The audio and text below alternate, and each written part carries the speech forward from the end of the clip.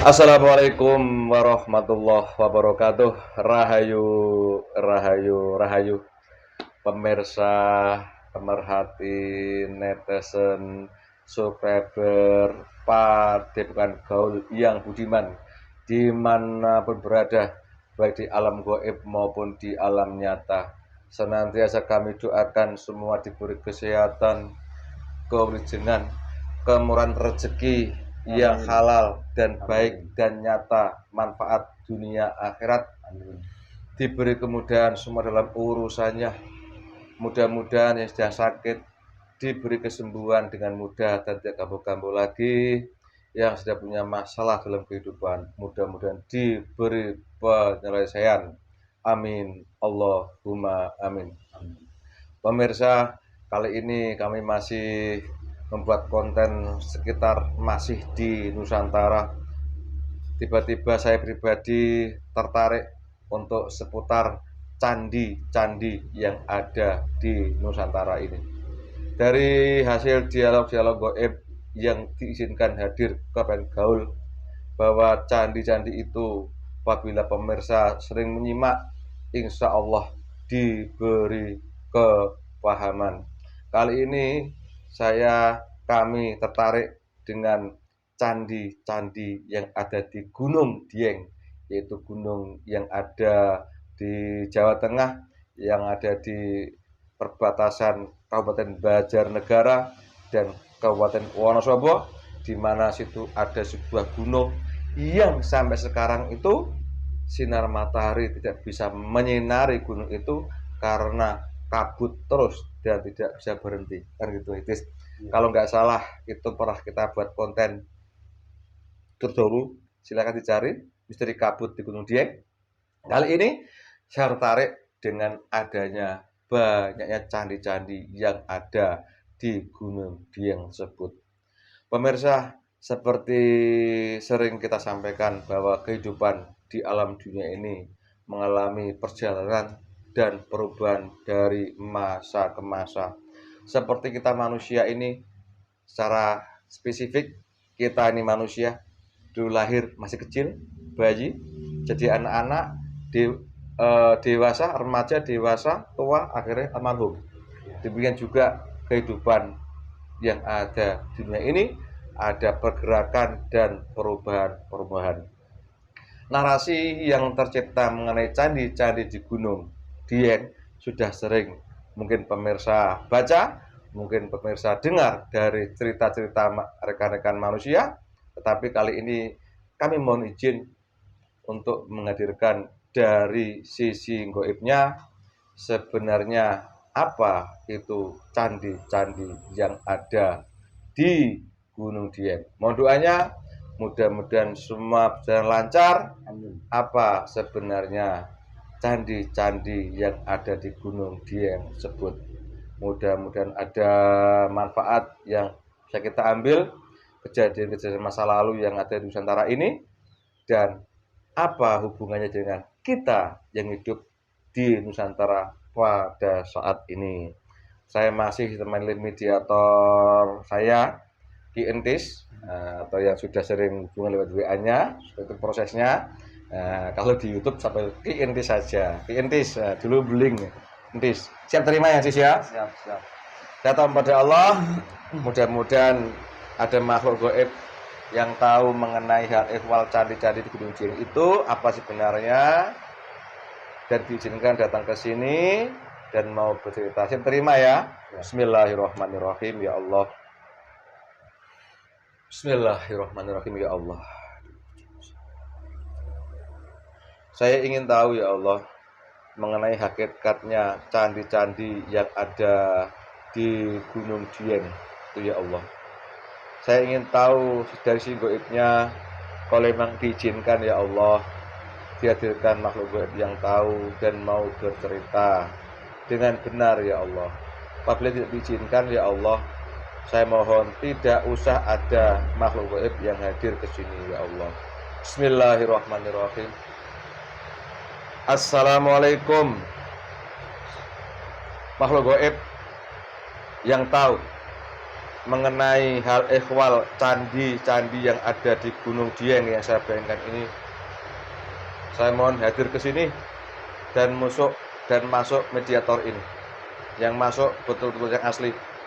Penyusup atau yang menyerupai yang godal dengan keilmuan yang Anda miliki langsung dibersihkan. Jadi yang masuk betul-betul Anda yang asli masuk mediator ini. Saya mohon hadir.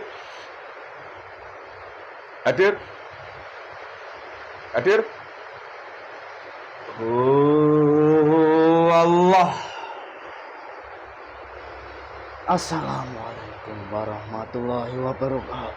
Waalaikumsalam warahmatullahi wabarakatuh. Tambah kuat sampean. Salam kembali pada Anda sendiri.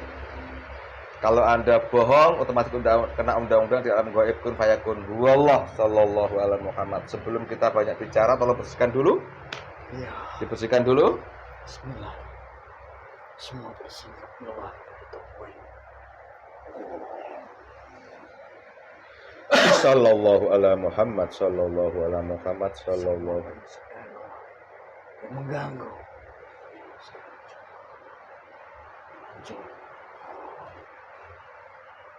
Menyesalkan di kepala. Sallallahu alaihi Muhammad. Sallallahu. Bersihkan semua sampai akhir pada mengganggu. Sallallahu alaihi Muhammad. Tutup matanya, tutup. Sallallahu alaihi Muhammad.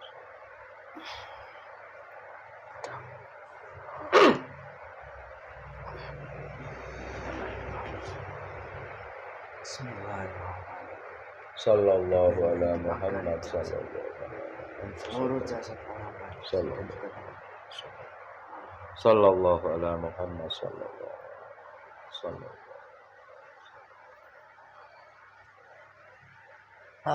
Alhamdulillah, terima kasih. Bawa senjata, taruh dulu, aman senjatanya insyaallah. Disimpan dulu. Iya, makasih. Terus sebagai penghormatan saya, boleh saya menyuguhi Anda? Silakan. Bismillahirrahmanirrahim. Ya Allah, suguhan makanan, minuman, dan rokok yang paling dia suka. Ya Allah, saya mohon hadir kun fayakun huwallah. Silakan dimati dulu. Saya temani. Terima kasih banyak. Ya, sama-sama. Saya temani ya. Iya. Saya manusia nyata ngopi aja. Bismillahirrahmanirrahim. Bismillahirrahmanirrahim. Allahumma sholli ala sayyidina Muhammad.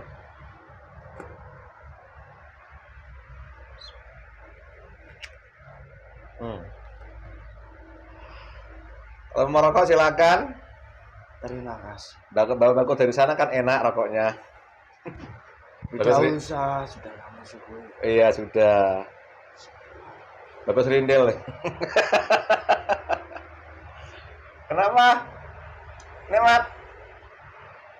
Alhamdulillah. Santai di sini ya, insyaallah. Iya. Mohon maaf saya kurang sopan. Sama golongan apa? Saya dari golongan siluman. Siluman. Asli siluman berarti? Asli. Alhamdulillah. Kalau boleh tahu siluman itu apa sebenarnya sih? Siluman. Yaitu perpaduan antara golongan roh dan juga golongan jin. Oh, perpaduan gitu.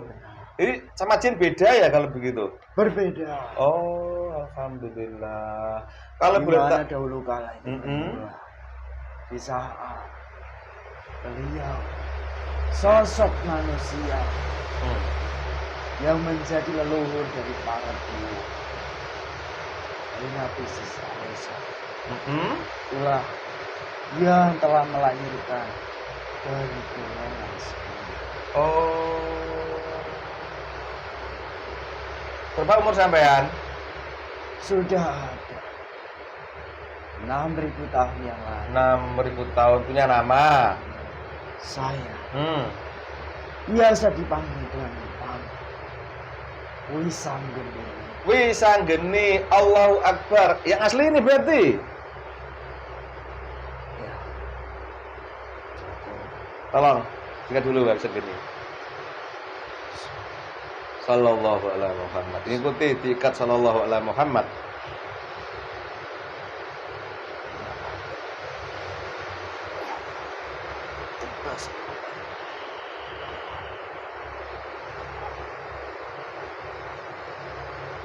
Semua unsur dari Tuhan serta juga bahwa peringatan menjadi satu kembali kepada seluruh pengiring dengan ajian yang serupa.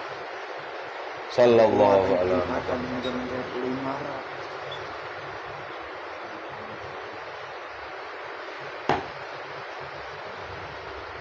Tembus dalam dada mereka Sallallahu seperti alaihi apa yang wasallam. diinginkan Allah. untuk mencelakai orang. Alhamdulillah. Alhamdulillah. Alhamdulillah. Terima kasih. Minum dulu. Panggil Mbah lah gitu ya. Silakan. Panggil Mbah Wisanggeni. Terima kasih. Selamat datang di sini. Mohon maaf. Tinggal di mana Mbah Wisanggeni? Saya sebenarnya Ya. dahulu kala tinggal di alam kayangan dan sering juga turun ke alam muka bumi. Lebih tepat di wilayah Gunung Dieng Oh, atau Dayak. Dayang, Dieng itu ya. Benar. Allahu Akbar. Terus tadi waktu sebelum kesini di mana saya posisi sampean? Saya berada di Gunung Dayak.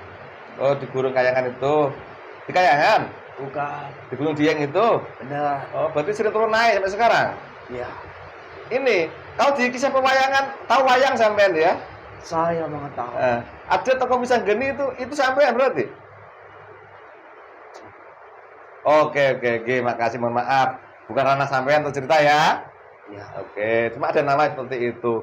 Mbah Wisanggeni. Sebenarnya saya juga, jika diizinkan menyampaikan, akan saya sampaikan. Oh, gitu. Oke, terima kasih. Dan itu berkaitan dengan saya.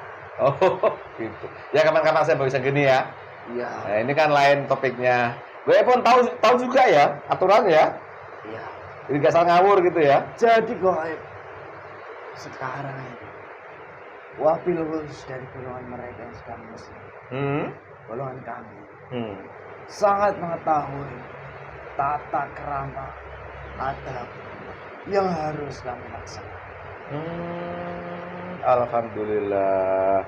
Tak panggil Mbak Wisanggeni ya. Silahkan. Maaf kami kurang sopan Mbak Wisanggeni.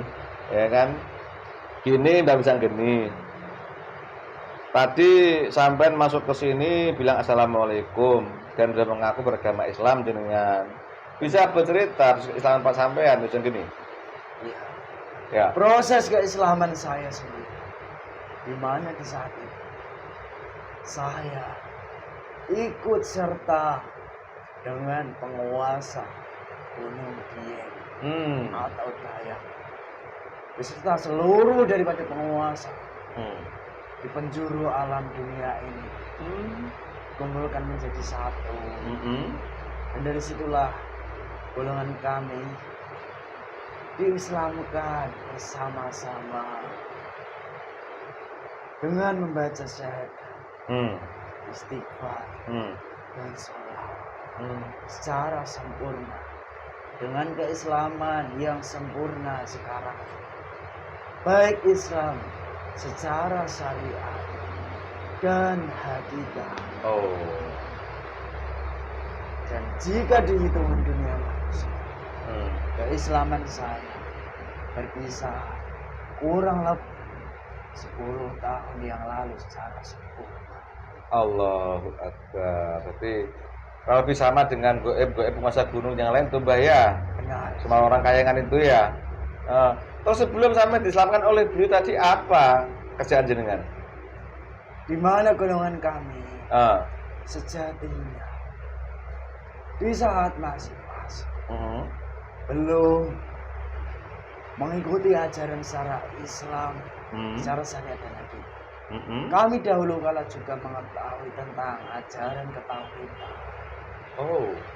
Namun golongan kami lebih banyak dahulu kala setidaknya menyesatkan dari golongan manusia Hmm. dengan memberikan setiap apa yang diinginkan dari manusia Hmm. jika mendatangi dari gunung dia. Oh, gitu. Kita masih fasik ya. Benar. Tapi udah tauhid sama sudah. Sejatinya dahulu kala Hmm. semenjak dari adanya beliau yang dikenal di Pulau Jawa Hmm. yang sebutan Prabu Bandung Bondowoso. Hmm. Golongan kami juga pernah disinggahi di tempat kami. Hmm. Diajari sebuah ajaran luhur ketauhidan Oh, oleh beliau Hmm. yang memiliki nama Prabu Bandung Bondowoso. Terus? Namun setelah sepeninggalan beliau, Hmm. golongan kami banyak yang melenceng Hmm. dari ajaran ketauhidan. Oh. Kalau Mbak sendiri gimana waktu itu? Melenceng juga? Saya juga melenceng. Walaupun melenceng saya Ah, tidak melampaui batas. Oh. Layaknya golongan iblis. Minum dulu, Mbak. Udut dulu, Mbak. Santai. Kita juga bukan apa tuh juga perang fasik juga sama-sama. Itu proses toh Mbak Sen ini. Memang benar ada. Ya. Dan Oh. itu Hmm. bagian dari skenario sang pencipta. Oh. Dan memang semuanya memerlukan sebuah proses Hmm. hingga mewujud nyata sampai sekarang. Alhamdulillah. Jadi lebih baik kita merasa banyak dosa, fasik, kemudian bertobat gitu kira-kira Benar. daripada merasa benar terus gitu ya. Alhamdulillah. Itu di Goyang juga paham seperti itu ya, Mbak Bisa gini ya. Di alam gaib, Hmm. golongan kami sekarang Hmm. selain dibekali sebuah keilmuan Hmm. dan sebuah ajaran, Hmm. golongan kami juga diberikan pengarahan dari golongan malaikat atau cahaya yang senantiasa membimbing golongan kami Alhamdulillah. untuk menjalankan dalam rangka perintah-perintah sang pencipta, sehingga ketaatan golongan kami pun tetap terjaga sekarang ini. Alhamdulillah. Dan kami tak lupa juga Hmm. merawat serta memupuk, Hmm. sehingga di saat banyak dari iblis-iblis tingkatan tinggi Hmm. mereka menggoda golongan kami Hmm. dan ingin memperbudak kami, Hmm. kami memiliki daripada sebuah pondasi tersendiri untuk melawan mereka. Alhamdulillah. Terus bentuk ini kembali nggak apa ya Mbak Bisa gini ya. Ketika Mbak masih fasik, bentuk nyata di dunia manusia sampai sekarang masih berlaku karena efek kejahilan Mbak Bisa gini apa sampai sekarang masih terjadi? Di wilayah gunung dia, di mana terdapat sebuah tradisi, di mana tradisi tersebut dahulu kala itu bersumber dari golongan kami yang dahulu kala memberikan kepada golongan manusia, dan di mana tradisi itu sampai sekarang masih ada, yaitu memotong sebuah rambut yang panjang dan menggimbal. Itu. Di mana dari manusia-manusia itu dahulu kala kami berikan pemahaman kepada mereka golongan manusia bahwasanya manusia-manusia itu adalah manusia keturunan atau titisan dari para dewa, dan juga dari kejadian itu sampai sekarang masih menjadi sebuah tradisi. Nah sekarang setelah sampean ikut Muslim kayak apa itu? Ya, Pemahaman harusnya sebenarnya. sejatinya golongan kami Hmm. memberikan pengarahan ataupun memberikan kesadaran kepada golongan manusia untuk kembali kepada jalan yang benar, jalan yang baik dan sesuai dengan tuntunan dari manusia pilihan Sang Pencipta, yaitu dengan cara melaksanakan perintahnya secara syariat dan hakikat. Itu yang sekarang ini kami kerjakan. Alhamdulillah. Dari goibnya ya Mbah ya. Benar. Terima kasih. Merokok santai Mbah. Mbah ini serius betul kalau ngomong gak mau canda sama aku ya. Memang perwatakan saya. Aku cengengesan nih, jangan marah ya. Dunia kayak itu nggak seperti ini. Nah kalau aku cengengesan bisa. Dikenal di dunia manusia. Di sebuah kisah. Golongan kami itu golongan yang memang memiliki perwujudan dan perwatakan yang jelas dan tegas dan lugas. Oh, alhamdulillah. Tapi jangan marah sama aku loh. Aku orangnya begini loh, cengesan. Tidak. Oh, jangan marah. Jika saya marah, akan mengambil salah satu Apa? koin yang mendampingi jasad. Ambil sekali nanti kalau ikut mau. Ya. Nanti diajak ya. Tidak apa-apa. Saatnya keluar dia kan. Oke, terima kasih. Berarti Mbah ini penduduk asli Gunung Dieng kalau begitu? Ya. Cuma saya asli. Cuma kadang suruh sering naik kayangan juga. Ya. Alhamdulillah. Situ memang gerbang kayangan termasuk ya? Dia itu sendiri. Di mana sejatinya itu adalah gerbang dari alam kayangan bahkan sampai ke alam langit. Allahu Akbar. Dan menjadi pusat inti dari alam langit hingga alam muka bumi. Dan di mana dahulu leluhur manusia yang pertama saat diturunkan ke bumi turun melalui Gunung Dieng yang menjadi kisah di masa lalu. Namun banyak manusia yang tidak mengetahui. Hingga di Gunung Dieng itu sendiri tersimpan banyak rahasia besar. Dan rahasia itu akan terungkap di akhir zaman. Amin. Itu bisa lihat konten kami yang berjudul Bumi Pertama yang dipijak oleh Nabi Adam alaihissalam. Betul tuh ya? Ya. Termasuk misteri kabut daripada Gunung Dieng. Benar. Ya begitulah. Udah pernah kita buka konten tuh Mbak. Makasih. Waktu itu yang hadir di sini sampai tahu juga ya orang-orangnya ya. Saya mengetahui. Cuma karena ini lain, makanya saya tidak mulai itu lagi mengenai misteri kabut Gunung Dieng sama itu sudah berlalu. Sekarang saya ingin tanya, Mbak, berarti sampai tahu ya, bangunan-bangunan situ banyak candi. Kalau aku bilang candi ya, tapi versi goib-goib yang lain bahwa candi sebenarnya itu adalah bangunan tempat ibadah ajarannya Raja Sulaiman alaihissalam. Benar. Nah, kan, kalau sekarang kan ini ajaran Rasulullah SAW bentuknya masjid, musola kan gitu. Ya. Tapi ketika syariat Nabi Sulaiman alaihissalam itu bangunannya adalah sekarang candi. Kalau itu betul dibetulkan, kalau salah salahkan loh bahasa saya loh ya. Ya. Nah, itu memang benar. saya ingin tanya, bagaimana kok bisa di tempat panjenengan bumi itu buat candi-candi seperti itu? Boleh cerita? Ya. Silakan, Bang. Sebenarnya di Gunung Dieng memang banyak tersimpan candi-candi atau tempat ibadah. Yang dimana tempat ibadah itu sendiri dahulu kan mengikuti ajaran dari Nabi Sulaiman atau yang dikenal dengan Prabu Bandung Bondowoso. Allahu Akbar. Terus.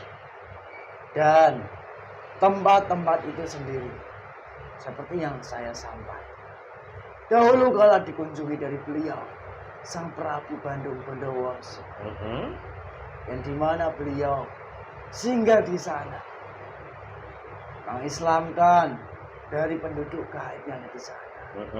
Dan di waktu itu bisa mewujud nyata. Dan yang membuat candi-candi itu Begitu ada juga dari beliau Baginda Nabi Sulaiman beserta pengikutnya di masa lampau. Dan ada juga dari manusia sepeninggalan dari beliau Baginda Nabi Sulaiman, yaitu dari golongan para kesatria di masa lampau, di mana para kesatria itu sendiri tidak serta-merta membuat, akan tetapi mereka didampingi sebuah kota, di mana dari kota itu sendiri membantu memberikan pengarahan, dan juga dari para kesatria itu sendiri mendapat perintah tugas untuk menjalankan ibadah, menepi, berkhulwat diri dari hiruk pikuk dunia ini di Gunung Dieng, sehingga mereka bisa juga setidaknya membangun dari tempat atau candi itu. Namun tidak banyak. Yang paling banyak dari perintah Sang Prabu Bandung Bondowoso. Dahulu kala murni dikerjakan dari golongan kami. Jadi boleh saya mengulang ya Mbah ya, kalau salah disalahkan ya. Jadi banyaknya bangunan candi di Dieng itu semula adalah yang membuat adalah Prabu Bandung Bondowoso yang dibantu oleh gaib gitu. Benar. Kemudian sepeninggal beliau wafat ditolak oleh Satria membuat juga begitu. Iya. Ini bukan satu tahapan yang sama kalau waktunya. Ada yang berbeda. Terus? Di mana dari tahapan waktunya sangat berbeda. Di saat ke arah kesatria itu sendiri sudah sepeninggalan dari beliau, Sang Prabu Bandung Bondowoso, dan berbeda zaman. Kalau menurut pengetahuan Mbah Wisanggen nih, berapa lama itu Prabu Bandung Bondowoso sempat tinggal di Dieng itu? Beberapa tahun di hitungan dunia manusia. Tidak sampai dari 10 tahun. Di situ. Kemudian beliau pindah lagi gitu. Benar. Terus kalau boleh tahu Mbah, kalau Mbah sebutkan itu tadi adalah Prabu Bandung Bondowoso atau Sulaiman alaihissalam. Kalau boleh tahu bocoran, di mana sebenarnya pusat pemerintahan beliau itu Mbah? Boleh cerita? Sejatinya pusat pemerintahan Sang Prabu Bandung Bondowoso berada di wilayah Jawa. Di bagian Jawa di tengah. Allahu Akbar. Yang di mana di tengah ini agak ke selatan. Berbatasan dengan sebuah wilayah yang sekarang ini menjadi kekuasaan dari raja. Allahu Akbar. Dan dahulu kala Sang Prabu Bandung Bondowoso di tempat peristirahatan terakhir, yaitu di sebuah tempat yang sangat megah dan besar, di sebuah candi yang disebut di dunia manusia. Boleh sebutkan? Ya. Boleh? Belum boleh. Diizinkan. Yang berada di wilayah selatan. Ini maksudnya? Benar. Allahu Akbar, subhanallah. Gih. Jadi baru paham sekarang saya bahwa pada dasarnya candi-candi yang ada di mana tadi itu di Dieng itu ada kaitannya dengan Raja Sulaiman alaihissalam dan Prabu Bondowoso gitu. Benar. Oke, terima kasih. Waktu itu ketika beliau membangun itu dibantu golongan gaib pasti bentuk nyata. Iya. Bagaimana prosesnya itu bentuk gaib bisa bantu sampai timbul ukir-ukiran, ada gambar-gambar itu gimana ceritanya itu, Mbak? Sejatinya golongan gaib seperti kami di masa lalu itu bisa berwujud nyata layaknya jasad manusia. Bisa wujud nyata. Terus di mana dahulu kala kami dengan mudah memindahkan bebatuan-bebatuan dari dasar Gunung Dieng hingga ke puncak dari Gunung Dieng itu sendiri. Karena kekuatan kami berbeda dengan kekuatan manusia. Dan di saat itu kami mengerjakannya, membuat ukir-ukiran itu sendiri. Kami memiliki keilmuan dengan kekuatan yang kami miliki. Di dunia manusia mungkin disebut kami grogoti dari dikrikiti gitu. Allahu Akbar, gak salah kalau begitu boleh cerita ya. Di mana dahulu kala gigi kami bukan layaknya gigi manusia. Dan tangan kami bukan layaknya tangan manusia. Lebih kuat.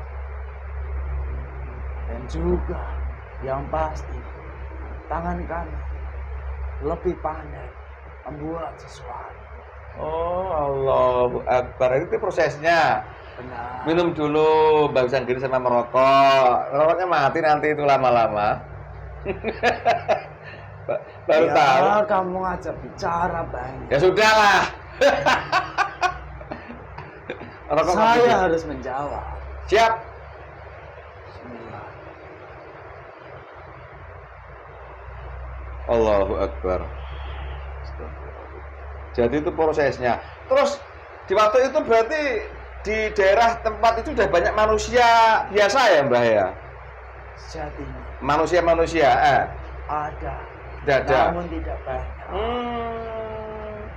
Jadi kalau begitu di Pulau Jawa ini manusia sudah sejak dulu ya? Sudah. Bukan zaman janjian sebagai sama satu tahun itu aja ya? Bukan. Loh, tapi ada cerita bahwa dulu sebelum ada perjanjian antara si Subakir sama Satu Palu itu banyak belum ada orang di Jawa. Bagaimana menurut Anda jenengan? Itu sebuah kebohongan. Informasi kesesatan bagi manusia. Gitu ya. Dimana kesesatan itu sendiri akan melemahkan iman manusia. Ya. Jika manusia mempercayai, Allahu Akbar. mereka akan lebih jauh dengan Sang Pencipta. Padahal kalau dihitung dari sekarang itu ketika Prabu Bandung Bondowoso membuat tempat ibadah di Gunung Dieng itu berapa tahun yang lalu itu Mbah? Ya.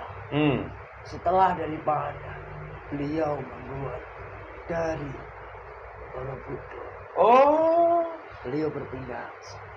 Gitu. Dengan sekarang berapa tahun yang lalu itu Mbah? Coba dihitung itu jadi tahu Allah. Hampir sekitar kurang dari 6.000 tahun. Iya. Karena di mana di saat itu Borobudur itu sendiri sudah selesai. Dibangun luas dan megah. Dan beliau sempat menggunakan tempat itu sendiri. Beberapa tahun. Berpindah lagi gitu. Iya. Oke, terima kasih Mbah. Jadi manusia itu di Jawa sudah ada sejak dulu kalau begitu ya? Benar. Bukan ketika ada perjanjian itu ya? Tidak. Terus ini, tadi Mbah mengatakan bahwa candi-candi yang ada di Gunung Dieng itu adalah ada yang membuat langsung daripada Prabu Bandung Bondowoso. Setelah beliau wafat atau apa pindah, ada kesatria yang membuat di situ. Benar. Boleh disebutkan siapa orangnya? Saya terus sampai sekarang kesatria itu. Kesatria itu salah satunya yang berasal dari timur yang dikenal sebagai sebutan Sang Mahapati. Gajah Mada. Ya. Terus siapa lagi? Yang paling terkenal. Ada juga dari kerajaan di masa lampau. Masih dari kerajaan Mataram kuno. Siapa itu? Dari raja. Ya. Disebutkan? Saya akan menyebutkan Sanjaya. Prabu Sanjaya. Allahu Akbar. Allahu Akbar. Mataram kuno nggih. Ya, tapi rentang-rentangnya itu jauh sekali tuh, Mbah. Sangat jauh. Sangat jauh sekali. Karena rentang waktu kehidupan daripada sang Mahapati Gajah Mada itu kan juga belum ada 2000 tahun lah dari zaman sekarang. Prabu Sanjaya yang terjadi di Sailendra itu kan juga ya begitulah kira-kira dunia manusia sekarang diketahui lo ya. Iya. Dan ternyata beliau-beliau juga termasuk para kesatria waktu itu ya. Allahu Akbar. Dan diizinkan buat tempat kholwat di sana kalau zaman sekarang gitu. Oh alah. Oh ini Mbak, kalau boleh tahu ya. Tata cara ibadah di tempat itu ya sesuai dengan ajaran Rasulullah SAW kayak apa tata caranya?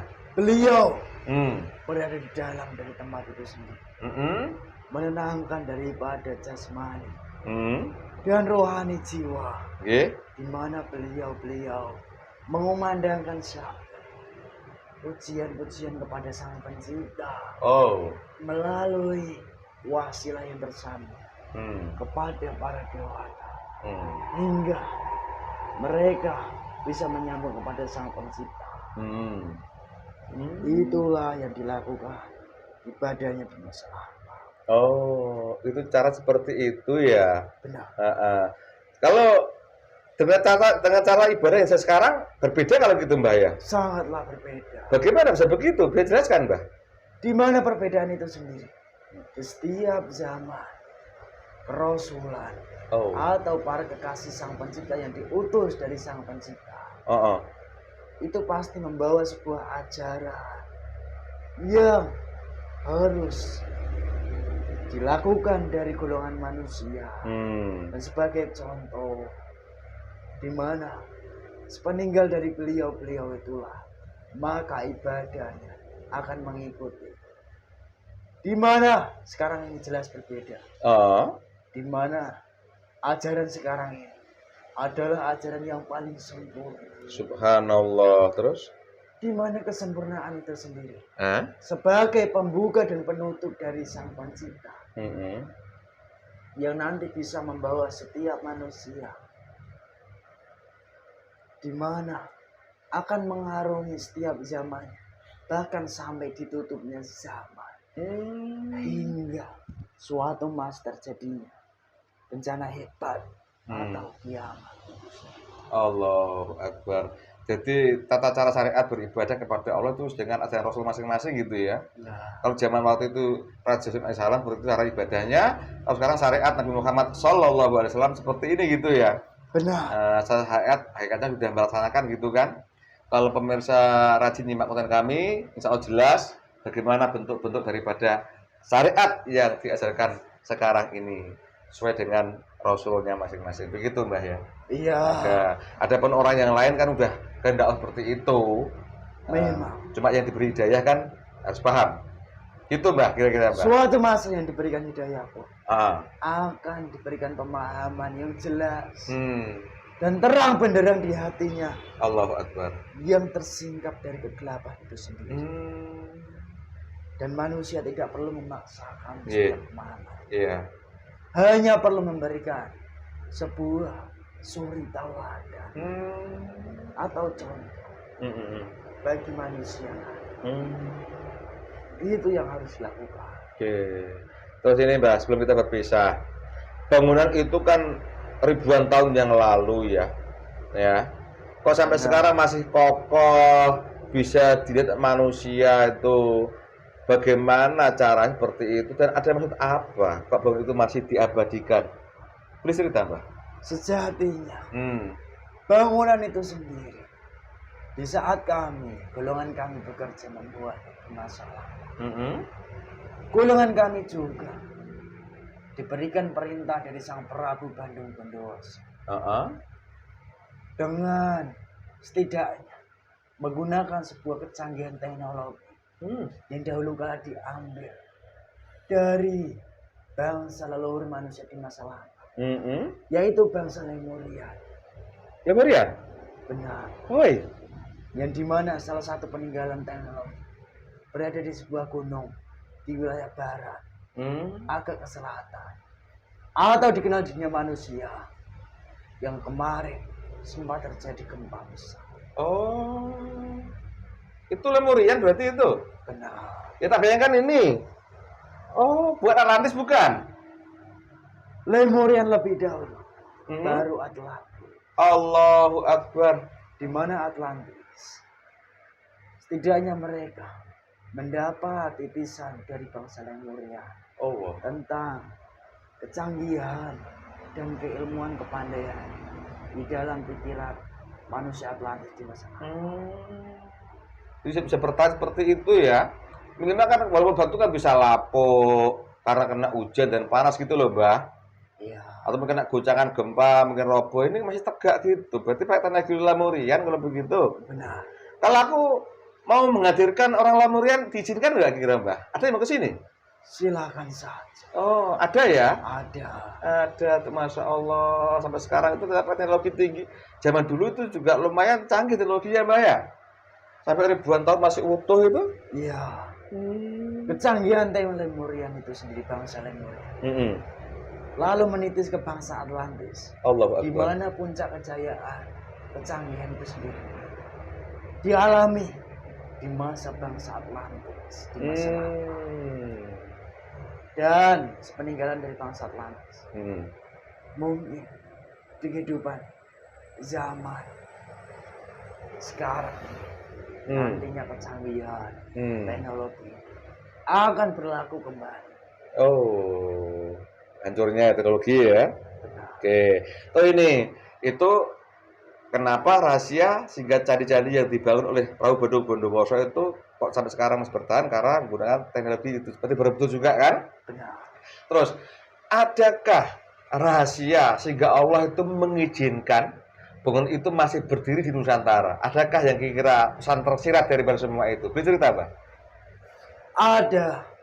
Di mana itu sangat terkait dengan di mana dahulu kala pemahaman manusia yang tersesat. Di mana di masa itu sendiri banyak manusia yang tersesat bahwasanya mereka di masa lampau para manusia diketahui dari manusia sekarang. Mereka bukan menyembah sang pencipta atau sang kuasa, akan tetapi menyembah para di mana dari para dewa itu sendiri disembah bukan menjadi tujuan, akan tetapi dari para manusia, para kesatria di masa lalu, mereka bisa kembali setidaknya di alam kayangan dan suatu masa disempurnakan seperti yang sudah terjadi, sehingga setelah mereka dipersempurnakan, maka di akhir zaman mereka pun mendapatkan tugas atau mendapat perintah untuk berjuang di kehidupan alam manusia di akhir zaman. Allahu Akbar. Dan juga mereka pun mendapat tugas untuk membuka setiap rahasia yang sudah tersingkap sangat lama. Menjadi kesesatan bagi bangsa manusia. Jadi itu maksudnya Allah menjadikan bangunan itu masih utuh tegak berdiri, jadi itu suatu saat akan terbunganya lagi kebenaran gitu. Benar. Allahu Akbar. Di mana kebenaran itu sendiri tidak perlu dipaksa setiap manusia. Iya. Itu haknya Allah kan gitu. Tapi ini tugas untuk membuka kebenaran yang sebenarnya kan dijalankan kan gitu. Benar. Seperti ini manusia dunia manusia, Mbah. Silakan. Teknologi yang mungkin ada tahu lah, juga bisa dipaham kan? Juga hanya menyampaikan informasi saja bahwa ternyata itu begitu prosesnya, banyaknya candi di Gunung Dieng. Seperti halnya para kesatria yang dahulu kala beribadah mengikuti ajaran dari beliau Sang Prabu Bondowoso. Mereka sejatinya bukan langsung di alam langit, tetapi beliau selanjutnya dengan proses-prosesnya hingga melakukan proses moksa dan kembali hidup di alam kayangan dan juga layaknya para dewata yang dimana mereka sendiri bukan disembah sejati, Kan tetapi menjadi sebuah penjembatan untuk disampaikan sebuah doa yang menyambung kepada Sang Pencipta. Itu ceritanya, ada proses ya. Benar. Akan terbuka suatu kebenaran, begitulah. Adapun orang itu dapat cahaya atau tidak urusan Allah gitu. Benar. Terus ini kembali kepada Rasul Sulaiman atau Prabu Bondowoso. Tadi Mbah menyampaikan kerajaannya adalah sekitar perbatasan antara dan itu kan gitu. Nah, bahkan di daerah sana mungkin ada candi yang baru ya bagus itu ya. Nah, iya. Nah, saya pernah mendengar dari goib juga bahwa ada bangun yang nampak sekarang ini kan yang paling megah tuh antara Candi Borobudur dan Candi Prambanan yang nampak. Yang kelihatan sekarang loh Mbak. Saya pernah mendapat satu bocoran, ada lagi bangunan yang lebih besar dari itu tapi belum terungkap. Itu betul Mbak? Ada. Di mana? Bangunan itu sendiri. Dahulu kala. Di mana bangunan itu sendiri adalah pemindahan dari singgasana Sang Ratu. Cukup. Andai kan saya ingin tahu dari timur. Wilayah sana. Andai kan aku ingin tahu lebih panjang, ada yang goib yang tahu Mbak? Ada. Diizinkan ke sini untuk cerita? Insya Allah. Mbak bisa gini. Terima kasih banyak atas informasi cara goibnya, bahwa karena Anda tinggal di sana dan sekitar 1000 tahun umurnya, mudah-mudahan informasi yang Anda berikan ini benar adanya dan Allah mengizinkan. Kan gitu. Saya hanya bersyukur hidup di Nusantara. Dan alhamdulillah mudah-mudahan diberi hidayah Islam dan iman seperti yang Mbah harapkan tadi. Nah, mudah-mudahan penyampaian dari Mbah ini sedikit membuka tabir lah mengenai, semoga saja, amin, mengenai banyak bangunan candi di Gunung Dieng. Gunung Dieng sebenarnya apa? Dah Mbah ceritakan tadi kan gitu. Adapun orang diberi kepahaman atau tidak, wallahu a'lam bishawab.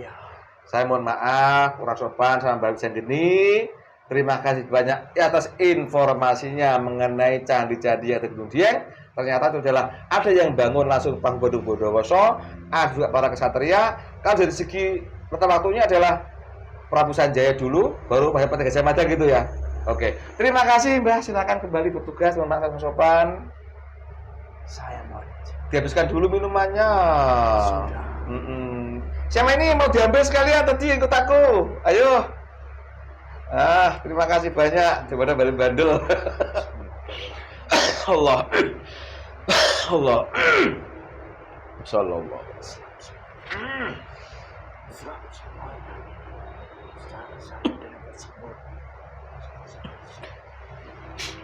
Terima kasih Mbak Wisanggeni.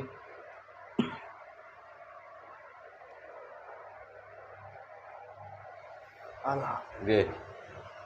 Nggak ada pesan khusus buat kami di sini? Pesan khusus yang saya sampaikan. Ya. Tetap perjuangkan kebaikan dan kebenaran. Ya. Dalam rangka menjalankan perintah Sang Pencipta. Amin. Dan jaga selalu keimanan keselamatan. Amin. Dan semoga saja kalian bisa melewati setiap ujian dan rintangan. Amin. Yang akan dilalui. Amin. Di kehidupan sekarang sampai. Amin. Amin. Seperti itu. Terima kasih Mbak Wisanggeni. Udah istiqomah siap. Saya mohon. Siap. Assalamualaikum. Waalaikumsalam warahmatullahi wabarakatuh. Allah. Kembali fresh lagi. Sadar. Alhamdulillah pemirsa, demikian obrolan kami dari Mahfud Goib yang dari Siluman yang masuk ke Dunia Mas Titis ini yang bisa mengenai candi-candi yang ada di Gunung Dieng tersebut.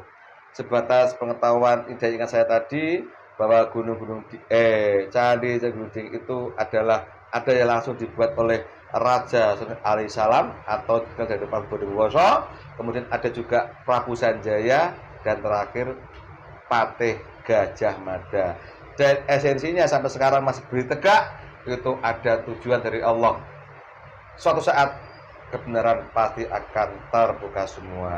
Pemirsa, semua kejadian ini sudah menjadi takdir dari kehendak Allah. termasuk pekan kali ini juga atas seizin dan kehendak Allah. Apabila ini suatu kebenaran, itu dari Allah datangnya. Mudah-mudahan manfaat buat kita manusia. Di sini banyak kesalahan, kekurangan itu karena kebodohan dan kelemahan kami yang di sini. Harapan kami mudah-mudahan manfaat. Salah kata, salah ucap, salah sikap, mohon maaf kami.